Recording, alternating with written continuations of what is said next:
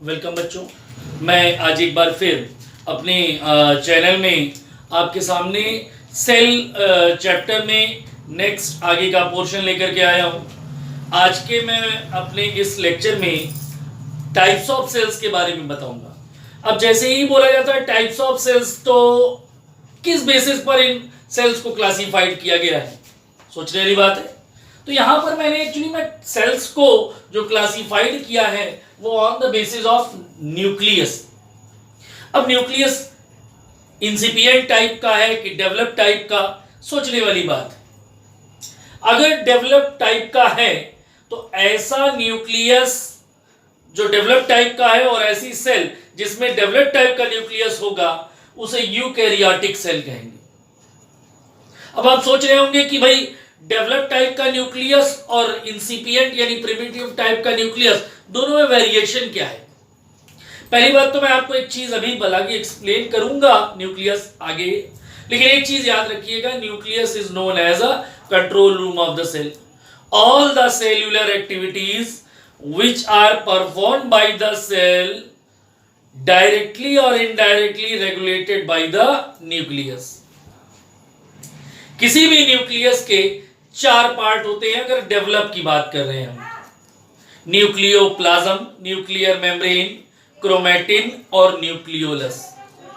ऐसा न्यूक्लियस जिसमें nuclear membrane नहीं होती, यानी न्यूक्लियर मेम्ब्रेन या nuclear envelope less nucleus is known as incipient nucleus. और यानी इसका मतलब अगर न्यूक्लियर मेम्ब्रेन नहीं है और न्यूक्लियस के अंदर बने प्रेजेंट सारे मटेरियल, चाहे वो न्यूक्लियोप्लाज्म हो, चाहे वो क्रोमैटिन हो, ये सारी चीजें पूरे सेल में डिस्क्रीट मैनर में प्रेजेंट हो, यानी nuclear membrane less nucleus is known as a incipient nucleus and nuclear membrane having nucleus is known as a developed nucleus.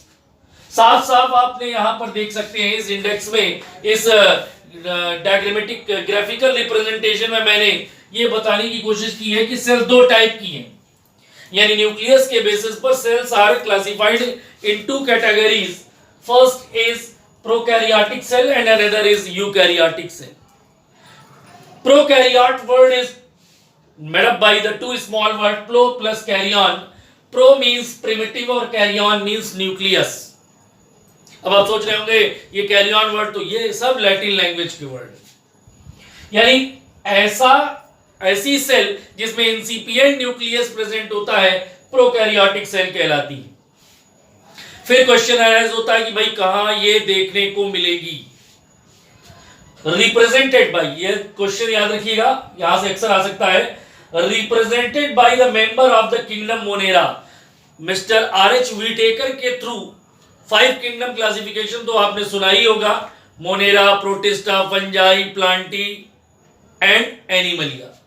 तो किंगडम मोनेरा में पाए जाने वाले जितने एनिमल्स हैं, सॉरी जितने ऑर्गेनिजम्स हैं, उन सब में प्रोकैरियोटिक सेल्स प्रेजेंट होंगी, क्योंकि उसमें सारे के सारे माइक्रोब्स होते हैं, यूनिसेल्यूलर होते हैं, PPLO, pleuro, pneumonia like organisms जिसे माइकोप्लाज्मा कहते हैं, बीजीए, ब्लू ग्रीन एल्गी जिन्हें साइनोबैक्टीरिया कहते हैं, और नॉर्मल बैक्टीरिया जिन्हें यू बैक्टीरिया कहा जाता है।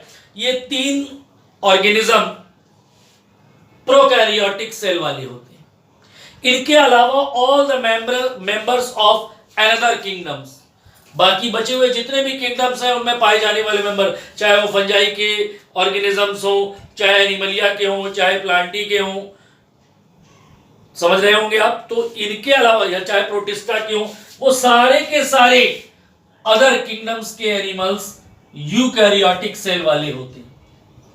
अब हम पहले प्रोकैरियोट में पढ़ा के पहले यूकैरियोट में आपको बताने जा रहा हूं आज के इस लेक्चर में। यूकैरियोटिक सेल की बात होती है तो बेसिकली एनिमल और प्लांट दो सेल्स की बात होती है। मैंने यहां पर डायग्राम के थ्रू प्लांट और एनिमल सेल को अगल बगल बनाया है। अब देखते जाइएगा 2 मिनट।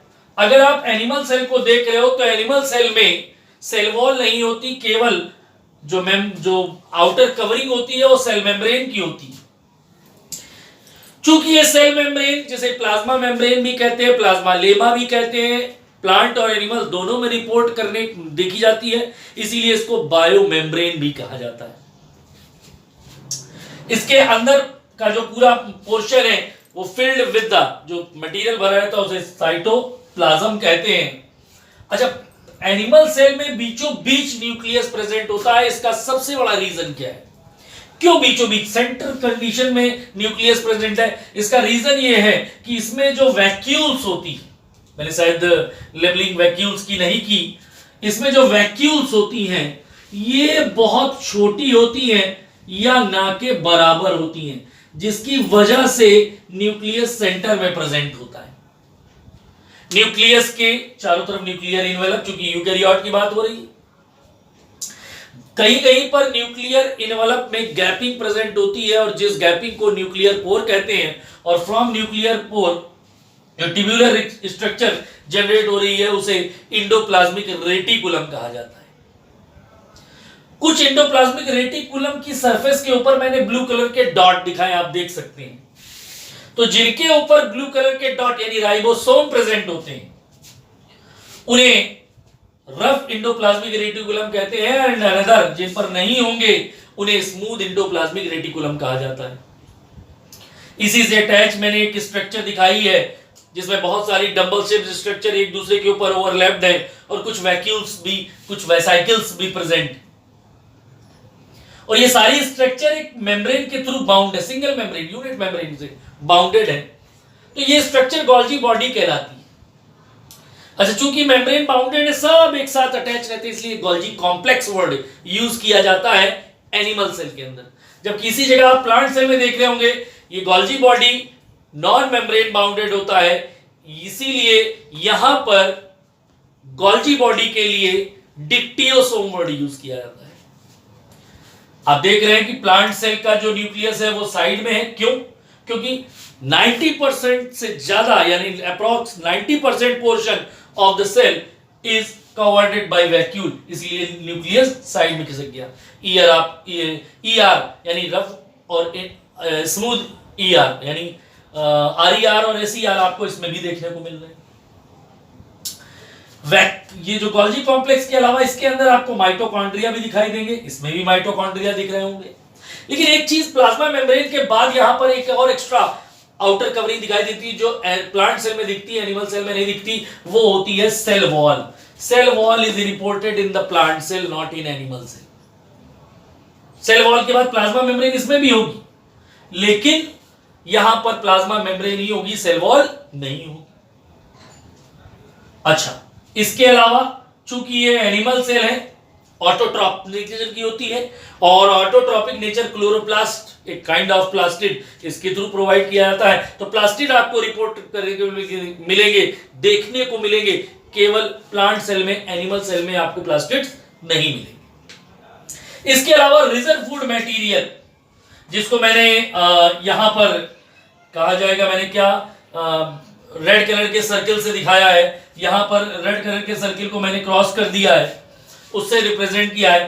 तो जो रिजर्व फूड मटेरियल है वो एक एनिमल सेल में ग्लाइकोजन के फॉर्म में स्टोर्ड रहता है या प्रेजेंट रहते हैं, जबकि प्लांट सेल में ये स्टार्च के फॉर्म में प्रेजेंट रहता है। तो इससे आपको डिफरेंस भी तैयार होता चला होगा प्लांट और एनिमल सेल के बीच में। इसके अलावा आपको पैराक्सीसोम्स देखने को मिलेंगे, जिनको मैंने रेड कलर के डॉट से दिखाया है, डार्क डॉट रेड कलर के डॉट से मैंने तो साइटोप्लाज्म दिखाया है। एक ऑर्गेनेल जिसे जो दो सेंट्रियोल से मिलकर बना होता है, और ये दोनों सेंट्रियोल एक दूसरे से राइट एंगल पर प्रेजेंट होते हैं, इस ऑर्गेनेल को जिसे डाइक्लोसोम भी कहा जाता है या सेंट्रोसोम भी कहा जाता है, वो प्लांट सेल में नहीं मिलेगा, एनिमल सेल में मिलेगा। तो इस तरीके से जब आप कंपेयर करते हैं, अच्छा दूसरी बड़ी बात एक चीज और बता दूं कि प्लांट्स में एक सेल पड़ोस की दूसरी सेल से इंटरकनेक्टेड रहती है प्लाज्मोडेस्माटा की, साइटोप्लाज्मिक ब्रिज मेंटेन रहता है।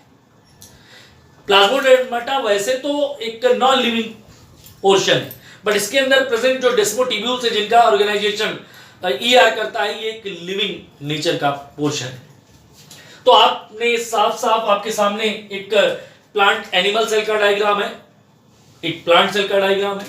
कई बार जो बोर्ड एग्जामिनेशंस जो होते हैं, जिनके बोर्ड एग्जामिनेशंस में सेल होता है, कई बार डायग्राम ड्रॉ करने को आ जाता है। इसके बाद अब मैं आपको ये मैंने अभी स्ट्रक्चर के साथ साथ डिफरेंस बताए, मतलब अभी मैंने वर्बली डिफरेंस बताया, अब मैं आपको इसको लिख करके एक इंडेक्स मैनर में डिफरेंसेस बताने जा रहा हूं। अब देखते हैं कि इंडेक्स मैनर में डिफरेंस कैसे होता है। अब मैं आपको बताने जा रहा हूं प्लांट और एनिमल सेल के बीच के डिफरेंसेस। देखिए यहां मैंने अभी आपको डायग्रामेटिकली तो प्लांट और एनिमल सेल दोनों के डायग्राम बना के दिखा दिए, तो आपको ये तो समझ में आ गया था भाई कि कैसे क्या है। लेकिन कई बार अगर आप इसको एक इंडेक्स के थ्रू कई बार देखा जाए तो जो थियोरेटिकल एग्जामिनेशंस होते हैं बोर्ड लेवल के, उनमें आ जाता है right the differences between the plant cell and animal cell. तो अगर आप वो डायग्राम रखें और उसके बेस पर ये मेरे इंडेक्स को मैच कराएं तो आपको सारी चीजें क्लियर होती चली जाएंगी। पहला पॉइंट मैंने लिया cell wall. Cell wall is reported only in plant cell, and usually the cell wall in plant cell is made up by the cellulose. In animal cell, no any types of cell wall present, only plasma membrane or cell membrane or plasma lemma is responsible for the covering of animal cell. Second point है position of nucleus. जैसा कि मैंने आपको बताया था कि plant cell में vacuole का साइज इतना बड़ा होता है कि जिसकी वजह से न्यूक्लियस साइड में प्रेजेंट होता है, मींस प्रेजेंट इनसाइड, जबकि एनिमल सेल में न्यूक्लियस बहुत छोटे होते हैं, ना के बराबर होते हैं, कई बार एब्सेंट होते हैं, इसलिए न्यूक्लियस सेंट्रल पोजीशन में प्रेजेंट होता है। तीसरा पॉइंट है centrosome. Centrosome is organized by the two centriole, and both the centriole are situated one to another at right angle. Due to this, the name given to it is the diplosome, which is responsible during the process of cell division. ये डाइप्लोसोम plant cells में नहीं मिलती, animal cells में देखने को मिलते हैं। यानी सेंट्रोसोम और centriole present in animal cell but absent in plant cell. अब आप कहेंगे प्लांट सेल में डिवीजन होता है तो उसके लिए कौन सी स्ट्रक्चर रिस्पॉन्सिबल होती है? एक्चुअली जब आप सेल डिवीजन पढ़ेंगे तो स्पिंडल फाइबर्स का ऑर्गेनाइजेशन ये करते हैं, तो इनकी जगह पर पोलर बॉडीज नाम की स्ट्रक्चर पार्टिसिपेट करती है इस प्रोसेस में। जो काम सेंट्रोसोम करते हैं एनिमल सेल में, वो वही work, same work, similar work perform किया जाता है पोलर बॉडीज नाम की स्ट्रक्चर के थ्रू, जो प्लांट सेल में देखने को मिलती है। नेक्स्ट है वैक्यूल। मैंने अभी भी बोला कि लार्ज वैक्यूल कवर्ड 95% और 90 to 95% portion of complete cell. Cell का 90% पोर्शन कवर करके रखने वाला जो पार्ट होता है, जो ऑर्गेनेल है, उसका नाम है वैक्यूल।